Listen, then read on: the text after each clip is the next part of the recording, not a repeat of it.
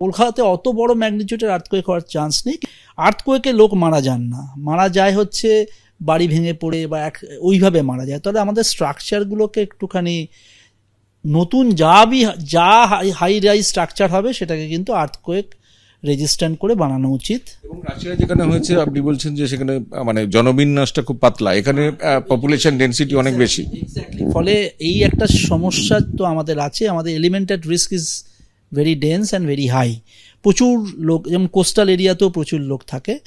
Similarly যেহেতু আমাদের এই ইস্টার্ন সেক্টর থেকেই যদি সমুদ্রের মধ্যেও হতে পারে হতে পারে, ফলে আমাদের ইস্ট কোস্টটা একটু অপেক্ষাকৃত ওয়েস্ট কোস্টের থেকে একটু বেশি আর্থকোয়েকের দিক থেকে একটু, যেহেতু আপনি যদি আরও ওয়েস্টের দিকে যান ওখানে একটা স্প্রেডিং বাউন্ডারি রয়েছে। এইটা হয়েছিল কি ইন্ডিয়ান প্লেটটা ওই সুমাত্রা প্লেটের মধ্যে ঢুকে গেছিলো, যেটা 2004-এর আর্থকোয়েক হয়েছিল।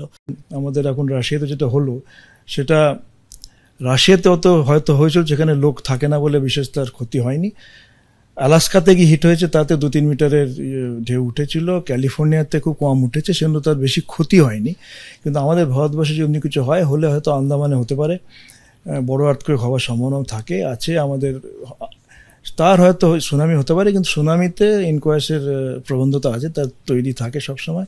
আর আমাদের এখন যা মিনিস্ট্রি অফ আর্থ সায়েন্সের আন্ডারে ওয়ার্নিং সিস্টেম আছে, যেমন আমাদের সাইক্লোনেও ওয়ার্নিং হয়, সেই হিসাবের ওয়ার্নিং হলে আমরা তাতে কোস্টাল লোকে যারা থাকে এবং যারা মাছ ধরতে তাদেরকে এভাকুয়েট করলে অত হয়তো ক্ষয়ক্ষতি হবে না। ভারতবর্ষে যেখানে আর্থকোয়েক হওয়ার সম্ভাবনা আছে, যেমন পুরো হিমালয়ের বেল্টটা প্লাস আমাদের বার্মার বর্ডারটা, সেখানে সুনামি হবে না, সে আর্থকোয়েক আসতে পারে। তার জন্য আমাদের কলকাতাও একটা তার এফেক্টে পড়বে, আর পড়েওছে। 1897 বড় আর্থকোয়েক হয়েছিল আসামে, তার জন্য কলকাতা এফেক্টেড হয়েছিল। এই জন্য আমাদের তৈরি হওয়া থাকা দরকার। বাড়িগুলো এখন নতুন যে বাড়ি তৈরি হচ্ছে সেগুলো আর্থকোয়েক রেজিস্ট্যান্ট হওয়া দরকার, আর পুরোনো বাড়ি যত সম্ভব রেট্রোফিটিং করে তৈরি করা দরকার।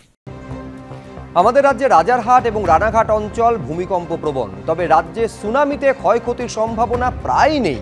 ক্ষতি হতে পারে ভূমিকম্পে, এমনটা মত প্রেসিডেন্সি বিশ্ববিদ্যালয়ের ভূতত্ত্ব বিভাগের অধ্যাপক শান্তনু বসুর। পশ্চিমবঙ্গের ক্ষেত্রে যে অনেক হিডেন ফল্ট আছে, এই জায়গায় দাঁড়িয়ে আমি বলতে পারি আমাদের এখানে যে ডিস্ট্রাকশনটা হবে mainly through earthquake, not through tsunami.